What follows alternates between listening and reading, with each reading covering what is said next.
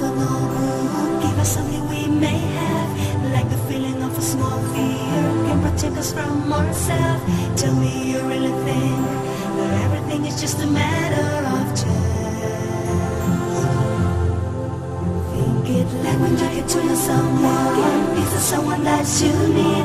Like when you think that is too tall, finally you always reach. Tell me you really think that everything is just a matter of chance.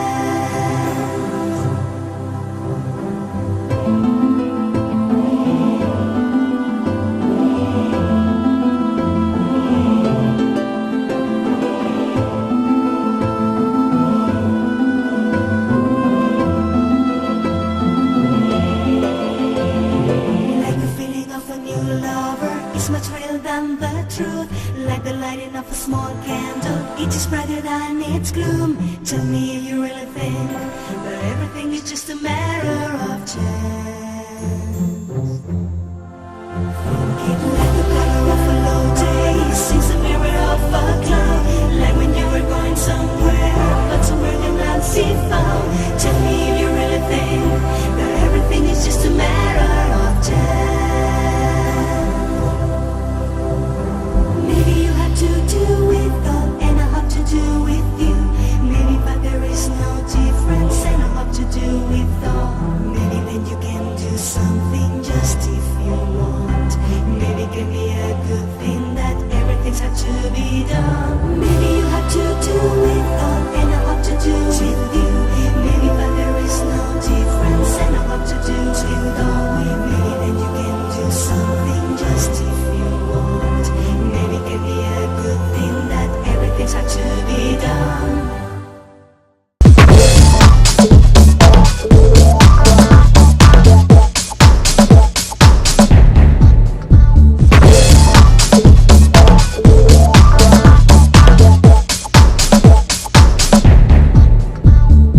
Hola, esto es Ciencia Hoy, bienvenidos a una nueva edición de este programa. ¿Qué tal, Agustín? ¿Qué tal, Carmencita? El día de hoy, estimados de la audiencia, vamos a tratar el tema muy importante sobre la educación, concretamente la educación frente al Bicentenario, o sea, al 2021. ¿Y a quién tendremos para esta hermosa presentación, Carmencita? A pedido de nuestros internautas, Agustín, tenemos a un invitado muy importante, es el doctor León Trachtenberg, quien tratará con nosotros el tema de la educación, por tratarse de un tema muy importante y por ser pedido por todos nuestros internautas. Hacemos una breve pausa y regresamos con nuestro invitado, el doctor Trachtenberg. Síganos en rtvsublima.com.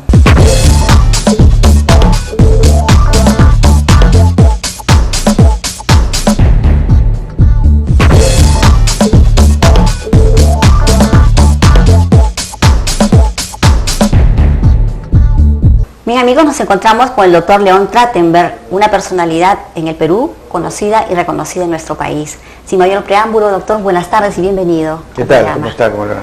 Doctor Trachtenberg, ¿cómo nace la inclinación por los temas educativos en usted? Bueno, yo en la época escolar era, digamos, un alumno que tenía mucha facilidad para aprender las ciencias y las matemáticas. Y desde muy chico, además de sacarme buenas notas, solía explicarle a mis compañeros de clase, también a sus enamoradas, las tareas, los trabajos.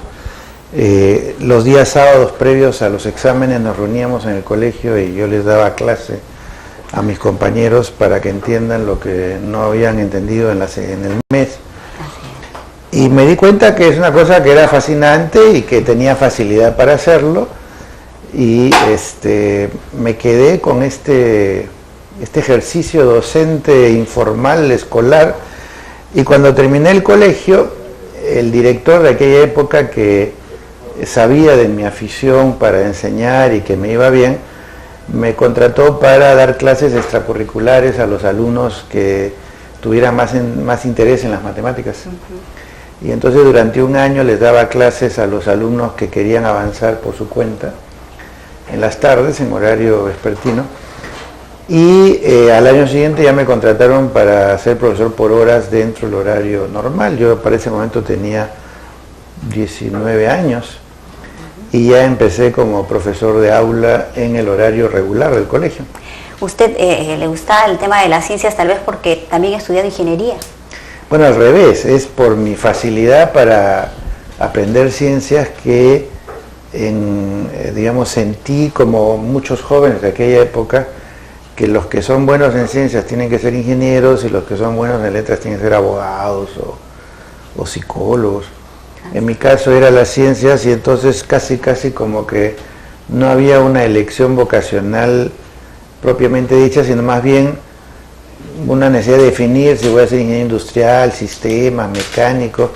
Y como me gustaban los automóviles, escogí mecánica, influido también por mi papá, que pensaba que era un rubro en el cual si yo me volvía especialista podría después dedicarme a reparar automóviles, vender, hacer un negocio de automóviles, en fin.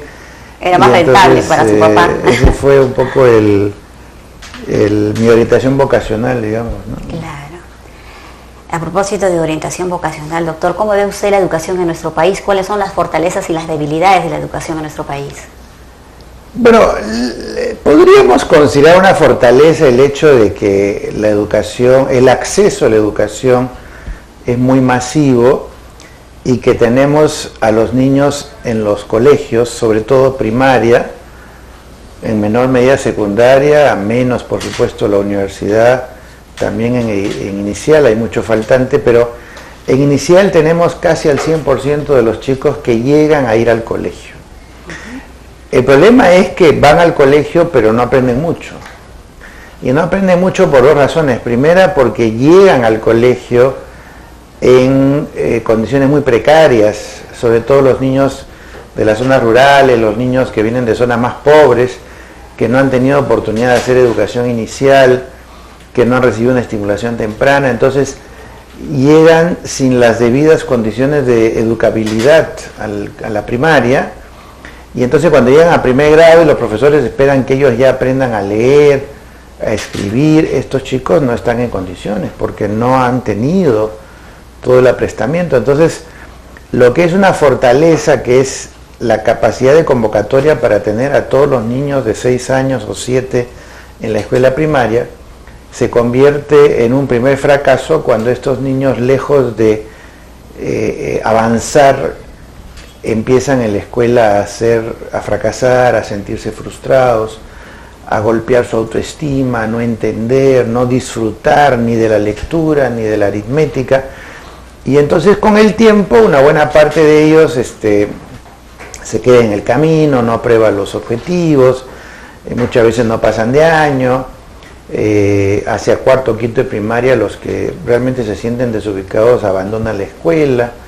Y entonces lo que debió ser el gran trampolín al desarrollo personal de ricos y pobres por igual, se convierte en una especie de condena al fracaso para los más pobres, ¿no? Qué lástima. Doctor, dígame, ¿existe algún modo de solucionar este problema? El problema es que no se puede resolver en educación los problemas de manera fraccionada. Es decir, si nosotros tenemos niños que no han sido atendidos desde el parto, no han sido estimulados, no han sido nutridos, no llegan sanos a la escuela, no han tenido la oportunidad de tener un descarte, por ejemplo, visual o auditivo, para ver si tienen algún problema con la vista o la escucha, entonces primer grado ya les queda grande. Es casi como empezar un partido de fútbol perdiendo 6-0, y recién entonces empieza el partido.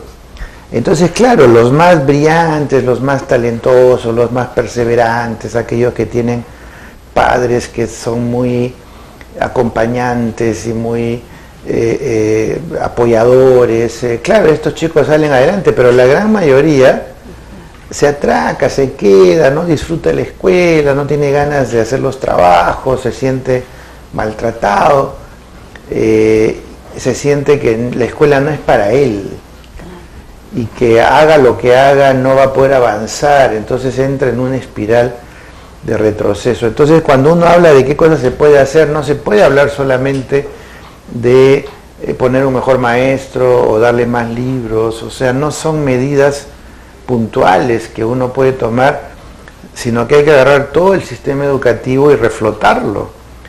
desde la educación inicial. Por supuesto que en la educación primaria hay que plantearse currículos que sean accesibles, hay que plantearse el material didáctico que ayude al aprendizaje, profesores capaces de atender a niños que vienen con debilidades desde la educación inicial. Hay estrategias puntuales que uno va tomando para ir corrigiendo cosas en el camino, pero el enfoque tiene que ser del conjunto del sistema, ¿no? Todo un sistema. Doctor, ¿usted cree que la educación fue mejor antes que ahora? Depende en qué. En cuanto a que los alumnos que iban a la escuela, que eran una minoría, llegaban mejor preparados y estaban en manos de profesores que estaban en mejores condiciones de formarlos, sí. Pero eso es aplicable al quizás 30% de la población que tenía acceso a la escuela. En ese sentido, ese segmento pequeño de gente de clase media y alta que iba a la escuela, por supuesto que tenía mejores oportunidades que las que hay hoy, en la escuela pública inclusive. Pero en la medida de que se masificó la educación y en la medida de que se ha querido aplicar el mismo criterio de la escuela para clase media para aplicársela a los pobres, en lugar de repensar la escuela en función de la población pobre que hay que atender, se ha aumentado la cobertura, pero se ha disminuido la eficiencia, la calidad. Claro. Y entonces, en ese sentido, la escuela de antes era mejor para los que iban a la escuela, pero no para los pobres que no iban a la escuela y que ahora sí van. Entonces hay que ver bien qué criterios usamos para definir si antes estábamos mejor que no o no, porque eran otros alumnos, otros profesores, mucho más inversión por alumno, escuelas mucho mejor dotadas, pero más selectivas, más exclusivas, solamente para clase media y para clase alta. ¿Usted cree que está apropiadamente atendido el sistema estatal en este momento en el país?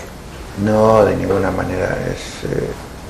Es un sistema donde hay un divorcio entre el Ministerio de Educación y las normas que da, los currículos, los programas, los maestros que pasan por otro circuito de formación y de desarrollo profesional, y los alumnos que entran por otras vías a una escuela donde se encuentran las normas del ministerio, el currículo del ministerio, los profesores que vienen de los pedagógicos y de las universidades, los alumnos que vienen de los distintos hogares, pero es un punto de encuentro con demasiados cortocircuitos, donde los maestros no entienden o no están de acuerdo o no pueden aplicar el currículo del gobierno, donde los alumnos no entienden a los profesores no entienden a los alumnos, hay conflictos entre los profesores y los padres.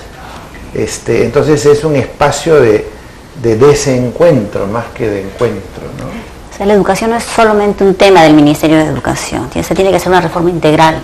De todos los sectores, y más aún en educación secundaria, por ejemplo, el hecho de que los estudiantes tengan que salir de la escuela pues conociendo algunos oficios, algunas ocupaciones, algún sentido empresarial, algún concepto de finanzas y de economía de mercado, que les permita desempeñarse aquellos que no van a ir a la universidad o a los institutos, que salgan del colegio con alguna capacidad de ser productivos. Eso corresponde a la secundaria.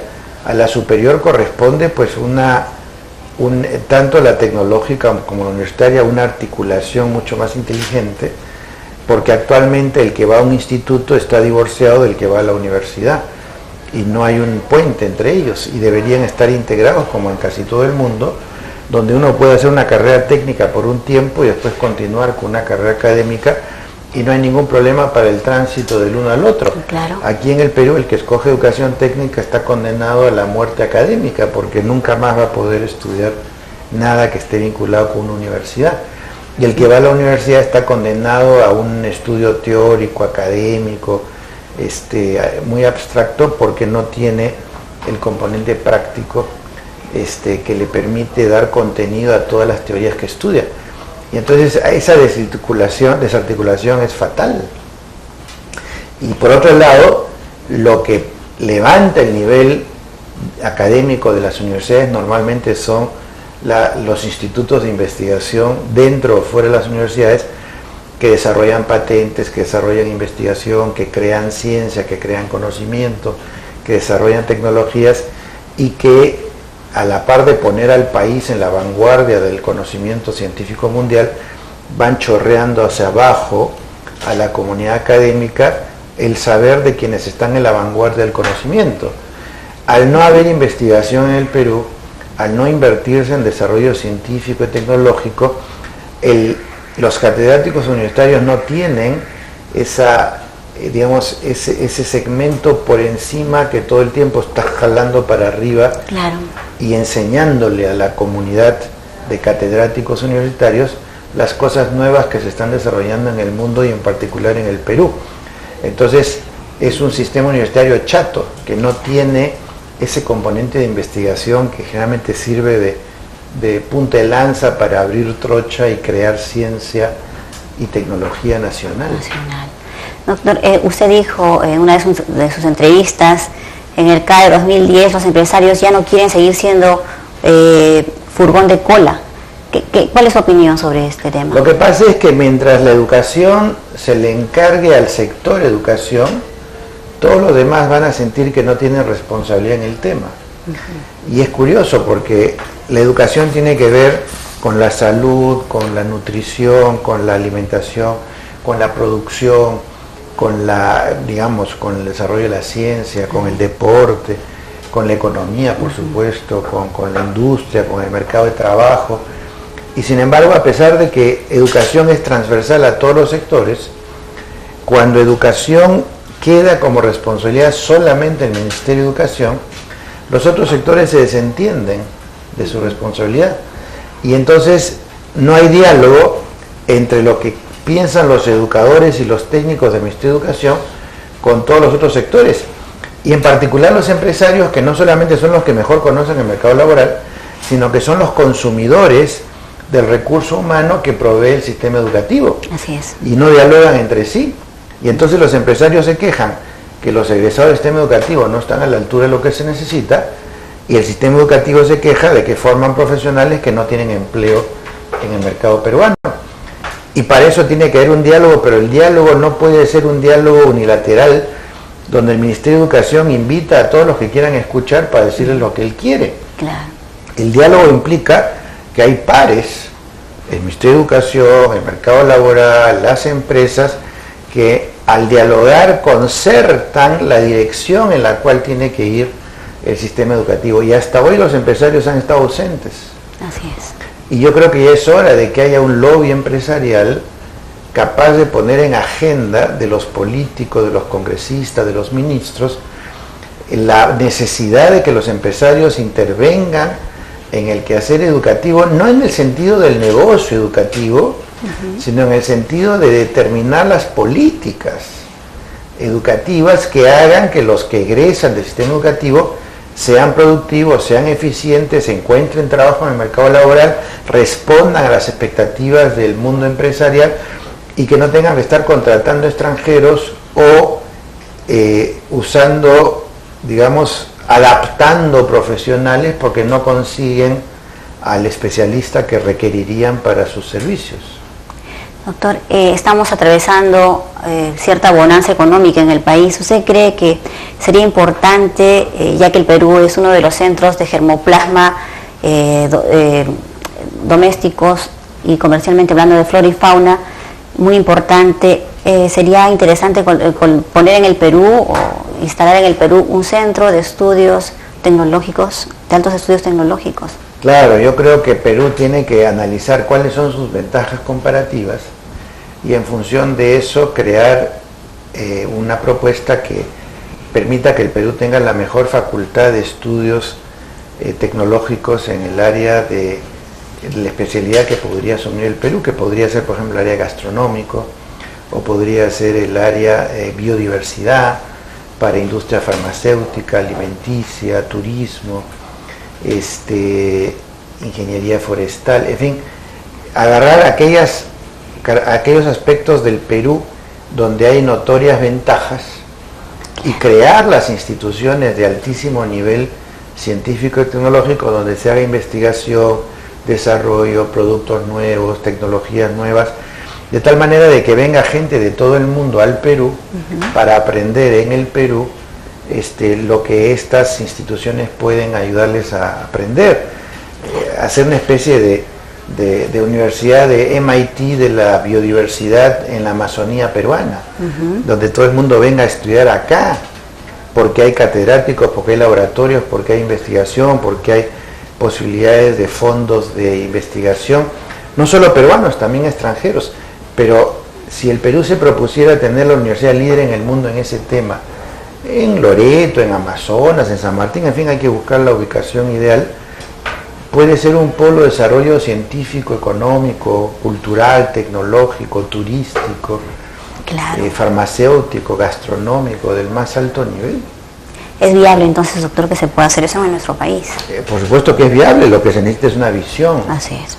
Y yo siento que nuestros gobernantes no tienen visión. Si usted le pregunta a cada presidente, a cada candidato presidencial, a cada ministro, cuál es su visión del Perú al 2021, más allá de decir que queremos ser un país desarrollado, y usted le pregunta en qué, en minería, en turismo, en agroexportación, manufacturas, materias primas, alta tecnología, ¿en qué?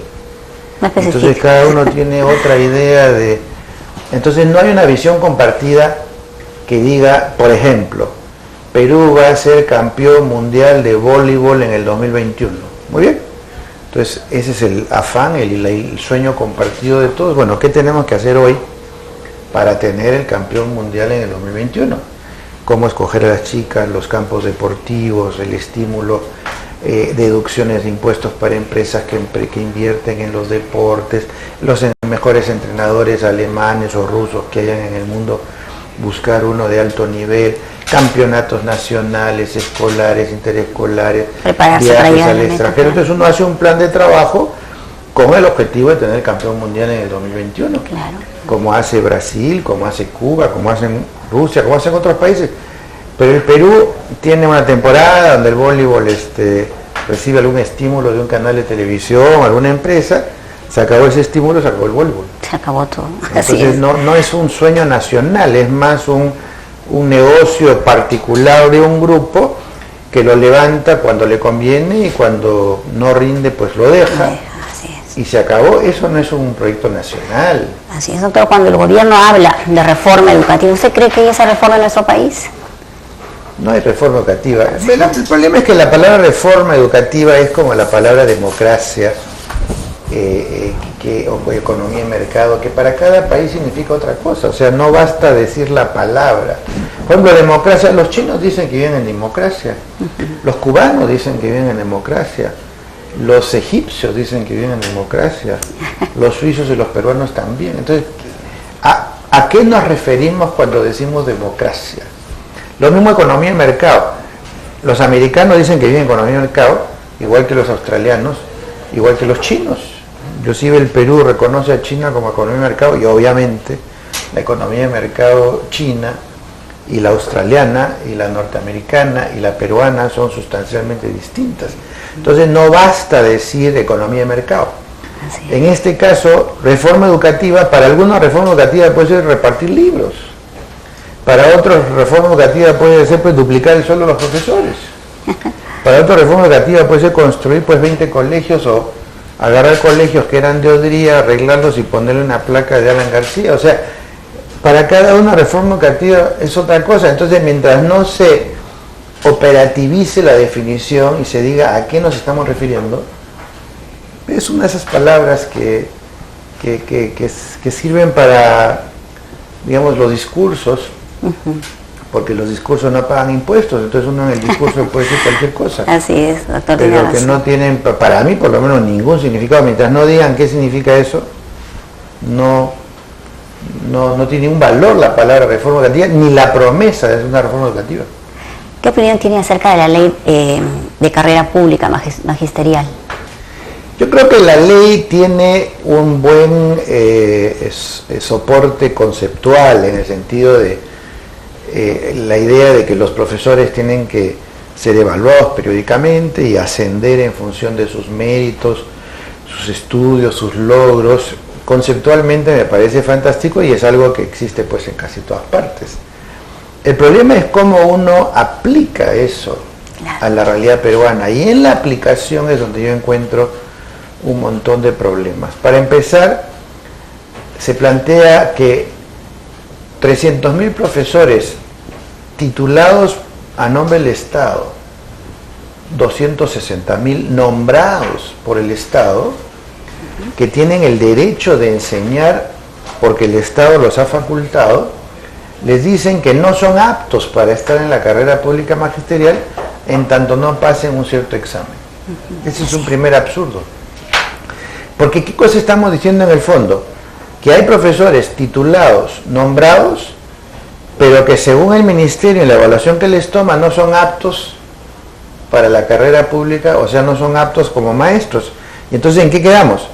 Le estoy entregando alumnos porque son profesores nombrados, titulados, pero estoy diciendo que no son aptos para ser maestros y por lo tanto no los acepto en la carrera pública magisterial. O sea, ahí hay un primer, digamos, desencuentro fatal. Así es. El segundo es el que tiene que ver con la propia evaluación. Vamos a suponer que hay que evaluar a los maestros. Yo lo que hubiera hecho era poner a todos en el primer nivel de la carrera y después evaluar a los que pueden ir subiendo. Entonces, ahora la pregunta es, ¿qué se evalúa? Claro. En un colegio común y corriente, privado, lo que se evalúa de un profesor para decidir qué es bueno es cómo se desempeña en clase y si los alumnos aprenden o no. Eso es lo esencial. Y para eso la opinión del director es muy importante, porque el director es el responsable de la marcha institucional. Así es. Bueno, esos tres criterios no están en la carrera pública. No hay puntaje para el desempeño de los alumnos, no hay puntaje para el desempeño del profesor en el aula y no hay puntaje para la opinión del director. Entonces, ¿qué diablos están evaluando? Entonces, está hecho de una manera que no pasa por el examen de la sensatez de quienes están en la vida práctica educativa. Le piden a los profesores diplomas, títulos, que hayan escrito en los periódicos, que hayan hecho un artículo, que hayan publicado un libro, que lleguen a tiempo a la clase, que nunca falten. Pero yo puedo tener un maestro perfectamente incompetente como maestro, pero que haga todo eso y saque 100 puntos. Claro. Siempre viene a tiempo, respeta a los alumnos, nunca falta, no llega tarde, publica cosas en los periódicos porque puede ser una persona estudiosa, puede tener maestrías, doctorados y demás, porque puede ser un tipo académicamente muy dotado, pero en el momento que le pongo un salón de clase con 25 alumnos no sabe qué hacer con ellos. Y sin embargo tiene 100 puntos por méritos para ser docente. Ese sistema de evaluación es terrible. Y el ministerio contesta diciendo, no, si nosotros vemos el desempeño docente como una clase modelo. La clase modelo para mí no tiene ningún sentido, porque la clase modelo es una clase fabricada, donde el profesor prepara un tema para alumnos que no son los suyos. Los alumnos asisten, si es que son alumnos verdaderos, porque si no lo que asisten son profesores que hacen las veces de alumno, que no son los alumnos del profesor, asisten a escuchar la clase y el profesor tiene que mostrar cómo interactúa. Eso no tiene ningún correlato con lo que ocurre día a día en su trabajo escolar. Yo, por ejemplo, puedo dar una excelente clase de genética a niños de 5 años. Si me tienen que evaluar a mí como profesor, por ahí me ponen 100 puntos. Pero si tienen que evaluar cuánto aprendieron los alumnos, 0. Porque los chicos no están en condición después de aprender genética. Entonces, si no se evalúa al profesor que enseña junto con el alumno que aprende, esa evaluación del profesor, a ver, preparó bien su clase, escribió en la pizarra, usó colores, puso un mapa en la pared, esa evaluación, ¿qué cosa está evaluando? Claro. Entonces creo que en esas cosas hay tantos errores, tantas fallas, que lo que hay que hacer es una modificación sustantiva de la carrera pública magisterial. Y a mí me sorprende que los candidatos presidenciales con cierta ligereza digan que hay que continuar con esta carrera, con este formato que está usando el Ministerio de Educación, que a mí me parece que está lleno de errores. Doctor, a propósito de clase modelo, usted tiene una gran admiración por Israel. ¿A qué se debe? Bueno, primero que como judío es una especie de madre patria retroactiva, ¿no? O sea, a pesar de que yo nací en el Perú, tengo una afinidad nacional, histórica, cultural, religiosa con Israel, que es el único Estado judío del mundo. ¿Cómo va la educación allí? Y por otro lado, estoy casado con mi esposa es israelí, mis suegros son israelíes, mis 2 hijos mayores estudiaron en Israel, mi hijo segundo vive en Israel con sus 2 hijos, que son mis 2 nietos, además de la nieta que tengo acá. De manera que mi vínculo con Israel es emocional, es nacional, es religioso, es cultural, es todo. Es múltiple, igual como tengo un vínculo multidimensional con el Perú, porque estas dicotomías entre tu simpatía por un país o por el otro, a mí me parece una tontería. Es como preguntarle a una persona, ¿con quién te identificas? ¿Con tu papá o con tu mamá? ¿A quién quieres? ¿A tu papá o a tu mamá? Como que si yo dijera a mi papá, estoy descalificando a mi mamá, o al revés. Lo mismo para aquellas personas que tienen una identidad nacional, como italianos o como franceses o como israelíes, y otros que tienen una identidad peruana porque nacieron en el Perú, vivieron en el Perú, integran ambas identidades. Yo no encuentro ningún conflicto en eso. Ahora, la educación en Israel para mí es la mejor del mundo. No por los resultados de las pruebas PISA, ni porque tengan en la escuela la mayor inversión per cápita en el mundo en educación, sino porque el resultado del sistema educativo israelí, que suma el hogar, el colegio, la sociedad educadora, los medios de comunicación, los presupuestos públicos dedicados a educación, las universidades, los institutos, las Fuerzas Armadas, todo ese paquete producen como resultado jóvenes muy emprendedores, el nivel más alto de startups en el mundo está en Israel, los desarrollos de innovación tecnológica y científica de más alto nivel en el mundo se producen en Israel, y entonces uno evidentemente encuentra que si el resultado de todo el proceso educativo es altísimo nivel de competitividad, altísimo nivel de creatividad, de innovación, desarrollos tecnológicos, patentes, deben estar haciendo las cosas bien.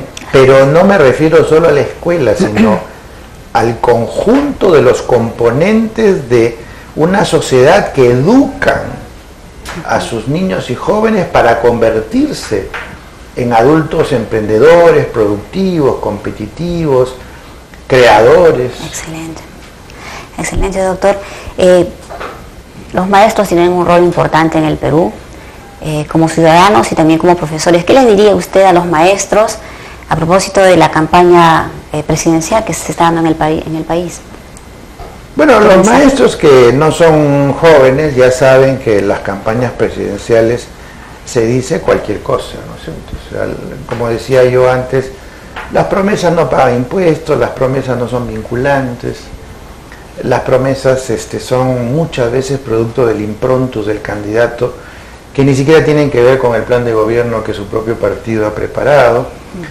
Y por otro lado, por razones prácticas, una vez que un presidente es elegido, por más serio que haya sido en sus promesas, si no tiene el presupuesto, si no tiene la mayoría en el Congreso que autorice sus iniciativas legales, si no tiene los ministros competentes que sean capaces de implementar lo que se ha prometido, esas promesas se quedan en el aire, de tal manera de que mi recomendación a los maestros es que sean escépticos, que analicen los planes de gobierno, porque de todas maneras alguna idea da de lo que están pensando, que escuchen a los candidatos, pero que tengan ese filtro del escepticismo y de la realpolitik, ¿no? Que dice que los presidentes le hacen cosas solamente a 3 cosas, a 3 estímulos.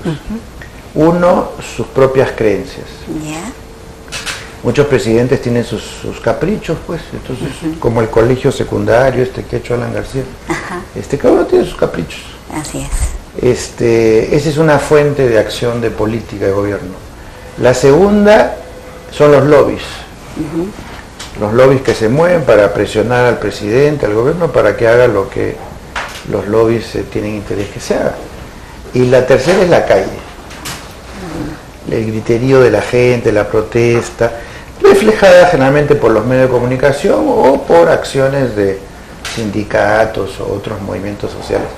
Entonces, los presidentes, cuando deciden lo que van a hacer, todo el tiempo están interactuando entre sus creencias, los lobbies, incluyendo el lobby de su propio partido político, más los lobbies empresariales, los lobbies gremiales, los lobbies de los inversionistas internacionales y demás, y la calle, la protesta, la grita pública, los medios de comunicación.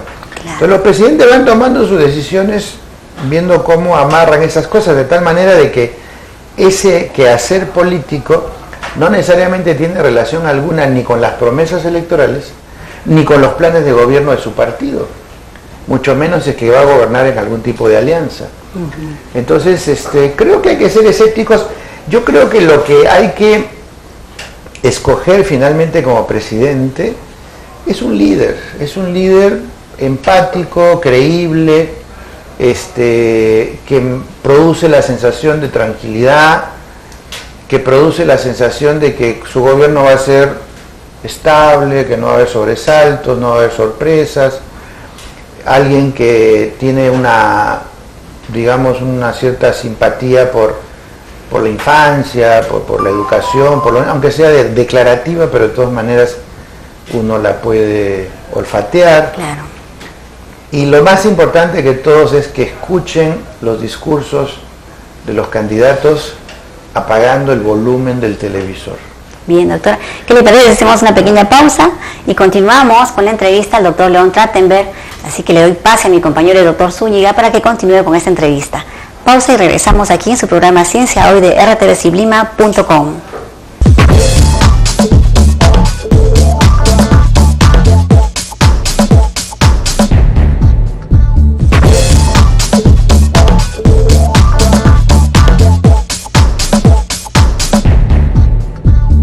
Continuamos entonces con la entrevista con el doctor León Trachtenberg.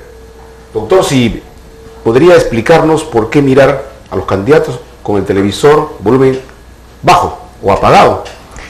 Yo creo que los psicólogos hace tiempo que han evidenciado de que los rasgos físicos, los gestos, las muecas, la manera de mirar, la serenidad o irritación con la que habla una persona son una especie de radiografía de su personalidad.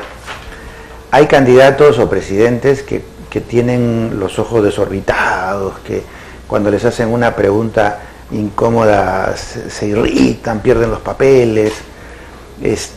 Hay algunos que digamos tienen un lenguaje visual de decir una cosa, pero cuando la están diciendo cierran un ojo, hacen una mueca o hacen un movimiento con la cabeza o algo que refleja que en el inconsciente de alguna manera se está diciendo otra cosa.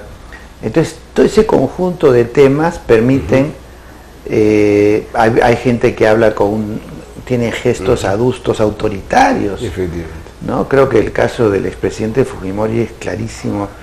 Cuando uno le ve solamente su presencia física, uno se da cuenta que hay ahí una marcialidad, un sentido autoritario, jerarquizado. Entonces, así se aprende mucho. Sí, ¿verdad? Porque ya sabemos que lo que van a decir es lo políticamente correcto.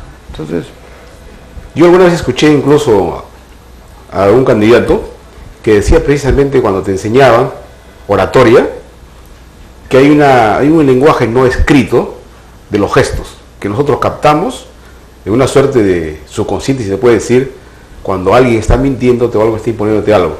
Claro, ¿no? Digamos, a los candidatos les enseñan a ser actores, pero aún a los actores uno les puede, es como un detector de mentiras, es decir, por más entrenado que uno esté, el detector de mentiras o el detector de ondas cerebrales que se usa ahora, detecta el conflicto entre lo que yo de verdad pienso y siento y lo que estoy diciendo. De tal manera que las personas tenemos una especie de radar que capta no por el lado del razonamiento, sino por el lado de la sensorialidad. Uno capta si me está mintiendo o no me está mintiendo el otro. Por eso es que existe lo que se llama, por ejemplo, el amor a la primera vista, que no tiene nada que ver con analizar lo que el otro me está diciendo. Tiene que ver con el hecho de que lo miro o la miro y se produce una conexión de empatía, de simpatía, o más bien de rechazo o de indiferencia. Igualito funciona con cualquier persona que está hablando, que uno lo mira, lo observa y se da cuenta si es confiable o no. ¿Usted hizo universidad de ingeniería mecánica en la Universidad de Ingeniería? En la UNI, sí. Yo en realidad ingresé a la Católica y a la UNI. En la época que yo daba examen de ingreso en la Católica, los exámenes eran de desarrollo escrito. 5 preguntas extensas que había que contestar, y yo me enojé mucho porque yo llegué al segundo puesto del examen de ingreso como consecuencia de que mi cuadernillo tenía manchones, borrones y demás, porque todas mis respuestas eran correctas, pero me bajaba medio punto por la presentación. Entonces, en lugar de 20 tenía 19.2, 19.5, y entonces yo me enojé mucho porque decía, un ingeniero, me van a formar como ingeniero y me están poniendo notas por manchas, por orden, por aseo. En cambio la UNI en esa época tenía esos exámenes ya con lectoras ópticas, elecciones con selección múltiple. Y ahí bueno, también aprobé, yo creo que yo estaba bien preparado. Y al final, cuando fui a la primera clase de la Católica, porque la UNI estaba de huelga, fui a la Católica a la primera clase, la primera semana, y sentí que los profesores no se conectaban con los alumnos, era una cosa así. Entraban y salían. Una cosa despótica, un poco como diciendo, bueno, de todos ustedes van a sobrevivir solamente 15%. Yo sentí que me estaban diciendo, este lugar no es para ti. Entonces decidí, yo respeto mucho a los sobrevivientes que han ido a la Católica y han soportado esa tensión, esa presión, y son ingenieros muy calificados. Pero para mí, mi expectativa de una vida universitaria más abierta, más interactiva, más social, yo sentía que eso no es el lugar para mí. Y entonces en la UNI la sentí más, más abierta, más masiva, más diversa en cuanto a clases sociales, más politizada, y era interesante. Había toda la sangre como ese. Claro, además había una efervescencia política que a mí me parecía pues muy interesante, muy entretenida. Entonces escogí la UNI, pero no sirvió de mucho, porque al poco tiempo me di cuenta que no era, esa carrera no era para mí. Y su imagen, ya ahora, con toda la experiencia que tiene, ¿cómo considera la Universidad Nacional de Ingeniería? Bueno, yo creo que la UNI ha hecho esfuerzos a lo largo del tiempo, igual que la agraria, de mantener un cierto nivel gracias a los intercambios. Antes era mucho con Rusia, después con Japón, han logrado laboratorios y demás gracias a donaciones, y tiene las limitaciones propias de una universidad estatal, han tratado de hacer sus empresas para generarse recursos. En ese sentido creo que la UNI y la agraria son dos universidades públicas que todavía en el Perú mantienen un buen nivel, y más de una vez me han invitado a algunas mesas redondas, por ejemplo, para discutir el examen de ingreso de la UNI.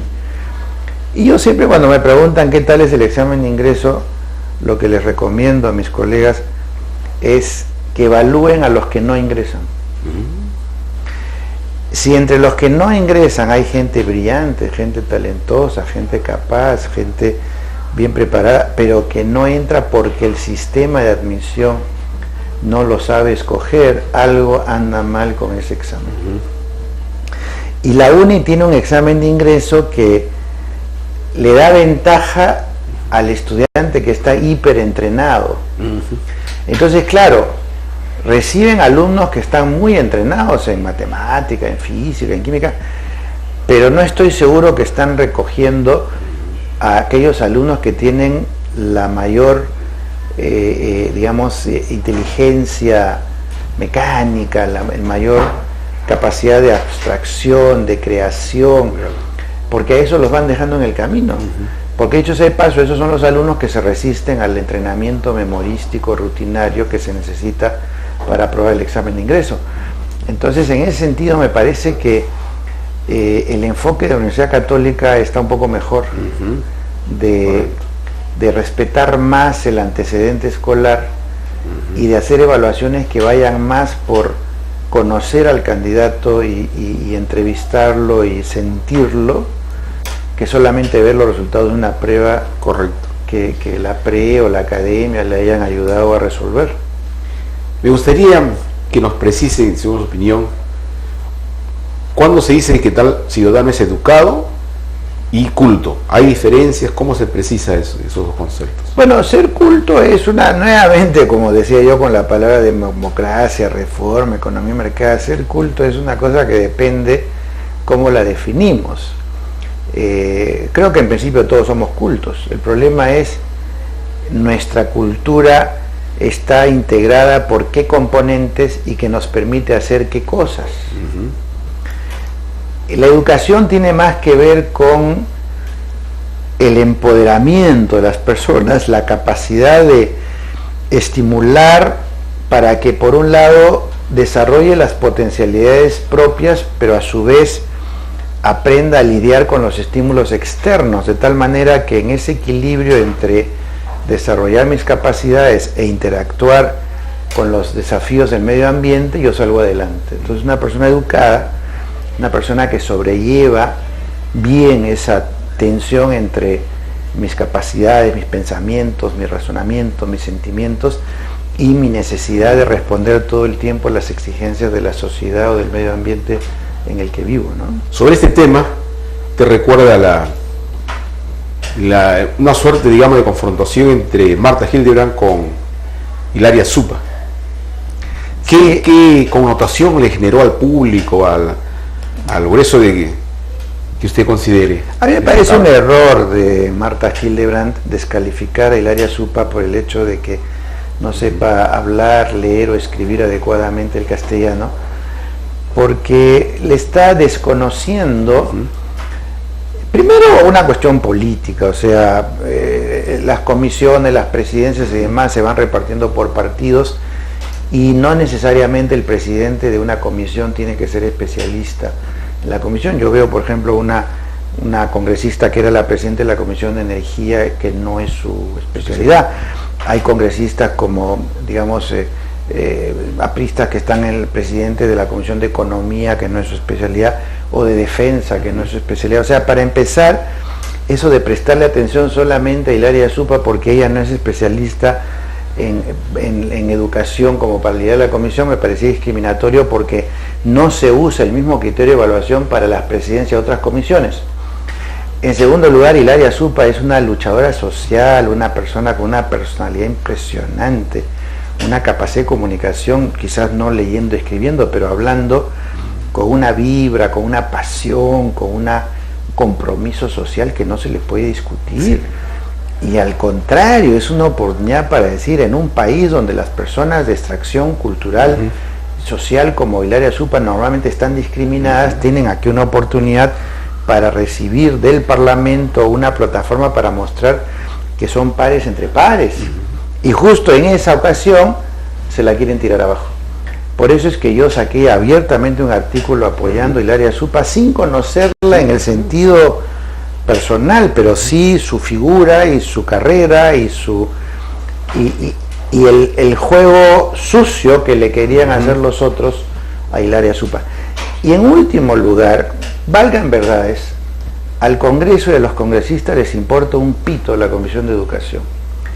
Tampoco les importa que primero es la única comisión que tiene 7 temas que tratar: educación, cultura, deporte, ciencia, tecnología, creo que pueblos nativos, y juventud, no hay ninguna otra comisión que tenga todos esos temas, que es una manera de decir, bueno, ese es el, no quiero usar una palabra muy vulgar, pero digamos, ese es el basurero donde van todo lo que a nadie le interesa, eso va a la Comisión de Educación. En segundo lugar, si usted ve todos los líderes principales, congresistas más reputados de los distintos partidos políticos, nadie se pelea en la Comisión de Educación. Se pelean la de Economía, la de Constitución, la de Fiscalización, la de Justicia. La de Educación no les interesa. Y de pronto al Partido Nacionalista le entregaron la Comisión de Educación justamente porque sabían que no le iban a hacer caso. Y le toca a Hilaria Supa por el Partido Nacionalista presidir la Comisión de Educación, y entonces descubren que la Comisión de Educación es importante y que esta congresista no está a la altura de la calificación. A mí me parece de una vulgaridad política todo ese asunto, inaceptable. Por eso es que yo me puse en la primera fila a defender el área SUPA de un acto eminentemente discriminatorio. Efectivamente.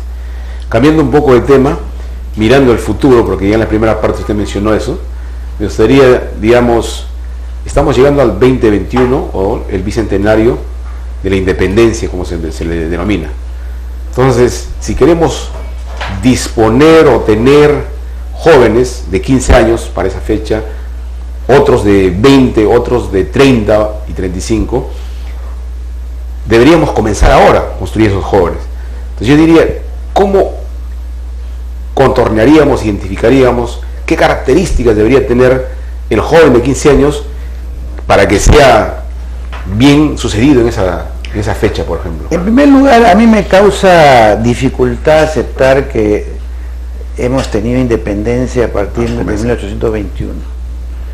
Por lo menos para los afrodescendientes y los indígenas, esa independencia no llegó más que en 1854, recién con Castilla, y aún así quedaban todavía esclavos y indios tratados como si fueran pues ciudadanos de segunda categoría, hasta hoy inclusive.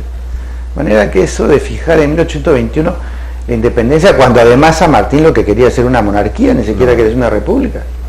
Entonces creo que eso hay que discutirlo, porque no es así tan automático. En segundo lugar, los jóvenes que tienen hoy 15 años van a vivir en un mundo que no es predecible, para desempeñar tareas que no son predecibles, para lidiar con una tecnología que no conocemos, para lidiar con conformaciones sociales que no conocemos, y para tener éxito en un mundo en el cual los desafíos del medio ambiente, de la economía, de la tecnología son impredecibles. Entonces el gran cambio de la educación debiera ser pasar de una educación de la certidumbre a una educación hacia la incertidumbre. Y obviamente es distinta, porque la educación hacia la certidumbre te dice, mira, si tú preparas en el colegio a los chicos, les enseñas matemática, historia, literatura, disciplina, qué sé yo, entonces cuando terminen el colegio van a estar en condiciones de lidiar con la sociedad. Eso se acabó. Entonces lo que uno tiene que hacer es desarrollar en los chicos habilidades, capacidades, para enfrentar lo nuevo, lo diferente, lo sorpresivo, para resolver problemas que nunca antes vio, siquiera imaginó. Y entonces esa educación lineal, predecible que hoy en día tenemos en la escuela no sirve para eso. Pero todavía una buena parte del magisterio, del Ministerio de Educación, de los funcionarios, de los ministros, los gobernantes sigue creyendo que la mejor educación para el futuro es hacer en la escuela lo que se hacía hace 100 años. Y eso es lo que ocurre en las escuelas. Filme usted un video en un salón de clase, en una escuela común y corriente hoy en día, y compárelo si hubiera algún video de hace 100 años, y no va a encontrar mucha diferencia. El profesor adelante con su pizarra o su plumón dictando la clase, los alumnos sentados en forma de cuadriculados, cada uno en su carpeta, agachados, callados, tomando apuntes en un cuaderno, escribiendo con un lapicero, haciendo solamente lo que el profesor dice, etcétera, etcétera. No cambió nada. Sin embargo, el futuro nos da ciertos indicios. Por ejemplo, que sí permanecería, digamos, la tendencia hacia la utilización de las nuevas tecnologías, que tiene mucho soporte con el conocimiento tecnológico, hablábamos, científico, de ciencia natural. Sí, pero dominar la tecnología de mañana es una actividad distinta a la de dominar la tecnología de hoy. Es como decir, hoy en día, compare usted la facilidad con la que un niño maneja, digamos, una grabadora, un celular, un iPod, etcétera, versus nosotros. Para nosotros es todo un aprendizaje cada vez que hay un nuevo aparato, un nuevo control remoto, un nuevo software. Para ellos no. Pero cuando ellos sean mayores, cuando ellos tengan 25, 30, 50 años, van a estar igual que nosotros con respecto a las tecnologías que surjan en los años de los que ellos se van distanciando como adultos. De manera que les va a pasar exactamente lo mismo que a nosotros. Y entonces nuevamente el tema no está en dominar las tecnologías de hoy, porque no van a ser las de mañana, sino dominar las habilidades que me permiten penetrar en la tecnología para entenderla y usarla, que es distinto. Por ejemplo, en Europa, cuando uno, hace 5 años, por decir, yo estuve el año 2003, si no me equivoco, hasta 2005, para comunicarte y preguntar el lugar de un banco, lo hacías en inglés a personas mayores de 35 años o 40, no te podían responder. Para asegurarte de que tenías la información certera, tenías que preguntarle a los niños de 11, 15 por ahí. Claro. Entonces, el idioma, por ejemplo, de nuestro país, me refiero al idioma extranjero, en este caso concreto de inglés, siendo tan importante porque cuando tú vas a estudiar un posgrado a Estados Unidos, tú puedes sacar 18, 19 en mecánica cuántica, electromagnetismo. Antes de ver tus expedientes, por favor, tráeme el certificado de TOEFL. Entonces, ya el inglés es una necesidad de presentación. Sí, sin embargo, no le damos importancia en los colegios. No le damos importancia ni siquiera a las matemáticas. O sea. Entonces, ese tipo de yo creo que de cosas centrales sí tiene que apuntalarse si es que el joven va a tener un gran desempeño a futuro. Claro, esas herramientas más que contenidos. Pero son herramientas, son commodities, o sea, saber inglés es como saber computación, es como saber leer y escribir, o sea. Otra herramienta, por ejemplo, la que mencioné en la primera parte, la capacidad de planificar, la capacidad de generar ideas creativas de empresa. Eso yo quisiera que lo refuerce como qué herramientas, en todo caso, mi pregunta la reformulo. ¿Qué herramientas deberíamos incorporar en el joven frente a ese escenario de incertidumbre efectivamente que hay? Pero hay herramientas que va a permitir... Bueno, dentro de la multiplicidad de posibilidades, yo diría, una de ellas es que los alumnos, en lugar de aprender a dar respuestas a las preguntas que le hacen los profesores, aprendan a hacer preguntas. Porque el inicio de la creación es la capacidad de preguntar y cuestionar. Entonces, un estudiante que se forma cuestionando lo que el profesor trae como material a la clase y haciendo preguntas interesantes, inteligentes, que llevan a investigar las respuestas y encontrar cosas que quizás no están ni en el libro ni en el cuaderno, sino que tienen que seguirse explorando, me parece que es una de esas estrategias esenciales para estos tiempos. Que el alumno sepa preguntar. ¿Cuántas veces no ocurre que uno va a un aula de clase, desarrolla un tema, le dice a los alumnos, ¿alguna pregunta? Nadie pregunta, porque su maquinaria mental está hecha para escuchar y almacenar, no para interactuar y para producir inteligentemente algún cuestionamiento que vaya a las fisuras de lo que ha dicho el expositor. Efectivamente. Otro tema que es muy importante es el tema de educación versus fe versus religión.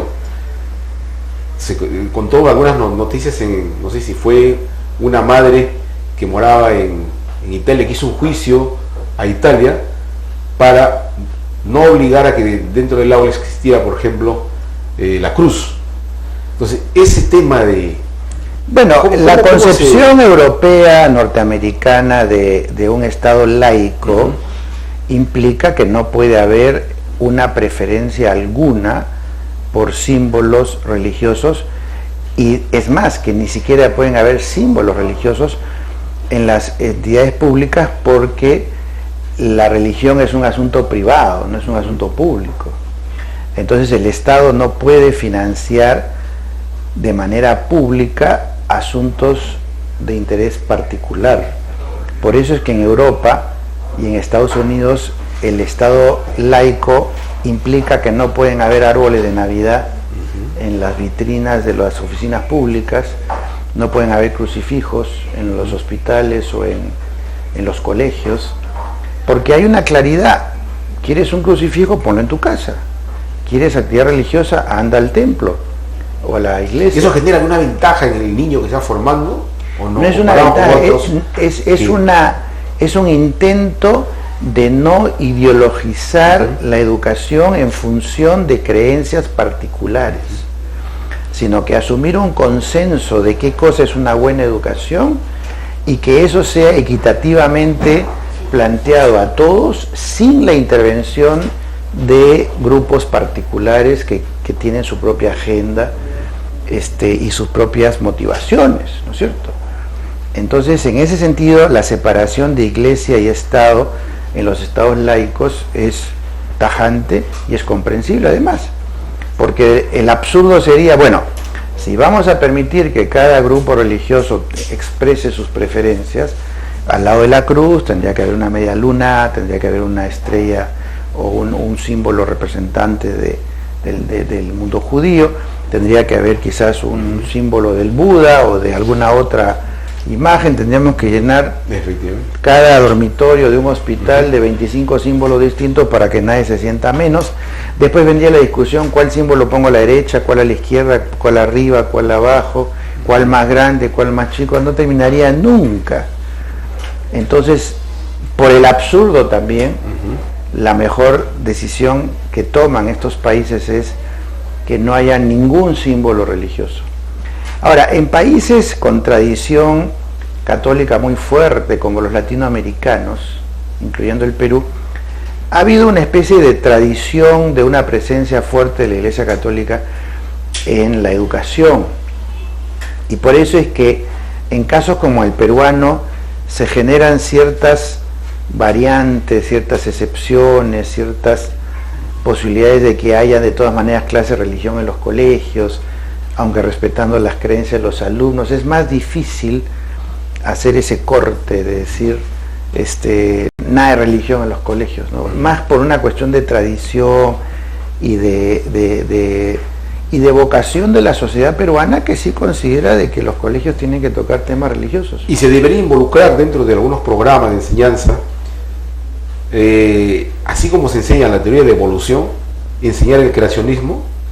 Bueno, es que esa es la típica discusión que hay entre las corrientes religiosas que dicen que Dios creó el mundo y que en 7 días aparecieron los animales, las plantas, Adán, Eva y todo lo demás, y los evolucionistas que dicen que no, que Adán y Eva, o mejor dicho el hombre, son un producto de una cadena evolutiva que empezó con el Big Bang y después fue desarrollándose con mutaciones y con degeneraciones y demás, han pasado a los animales, a las plantas, los animales, los del mar pasaron a tierra, los del tierra después de reptar empezaron a caminar, y como producto de una evolución. Entonces ahí tienes un típico ejemplo, una colisión entre un enfoque religioso que dice que Dios creó al hombre como es, como lo conocemos hoy, y los otros que dicen que el hombre que conocemos hoy es simplemente un eslabón más de una cadena. Pero las pruebas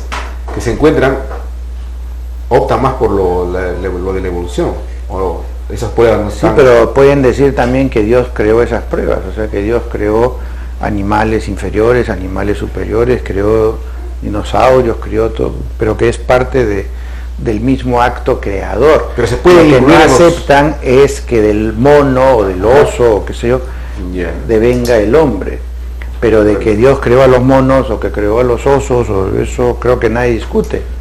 Correcto. Hay un tema que para concluir ya, siempre uno busca unas plantillas a aplicar al Perú para desarrollarla. Me refiero en el tema educativo, y siempre se dice, por ejemplo, que la de Corea recientemente en el programa de Canal N, Benjamín mostraba que los coreanos qué estimulación tienen casi familiar para llevar a sus niños, y ellos estudian prácticamente 8, 9, hasta 10 horas. Sí. Si uno diría, esa plantilla, ¿por qué no la aplicamos? ¿Cuáles serían sus...? Bueno, eso está bien para los coreanos, pues, pero yo no lo aplicaría en el Perú. Yo no pondría a mis hijos en un régimen así.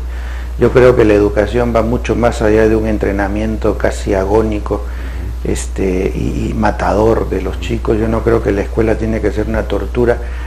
Yo creo que hay otras formas de trabajar los talentos de los chicos y respetar su infancia, su adolescencia, sus necesidades personales, sociales, culturales, creativas, que no sea solamente tenerlos como máquinas en el colegio 10 o 12 horas al día, que producen como resultado un buen desempeño en matemática y lenguaje, pero no necesariamente chicos emocionalmente sanos y a su vez creativos e innovadores.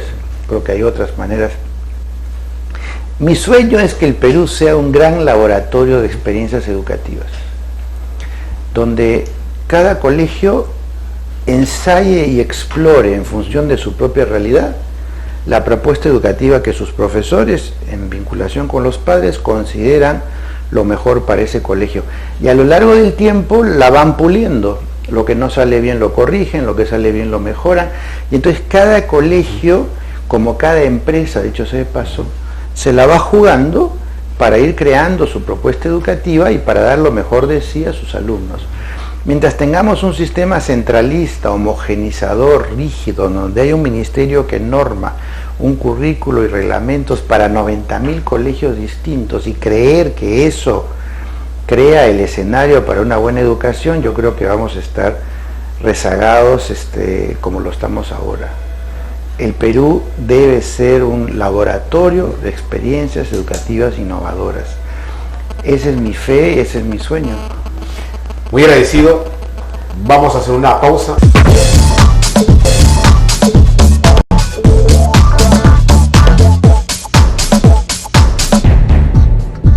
Bueno amigos, llegamos al final del programa de esta interesante entrevista al doctor León Trachtenberg. Espero que la hayan disfrutado. Antes de finalizar, quiero enviar un saludo muy especial al Instituto Peruano de Energía Nuclear por sus 36 años de vida institucional. Este instituto cumple un rol muy importante de la energía nuclear para uso pacífico en los campos de la medicina, la industria, medio ambiente, arqueología, en fin, muchas aplicaciones pacíficas. Felicidades, energía nuclear, átomos para la paz. Buenas tardes.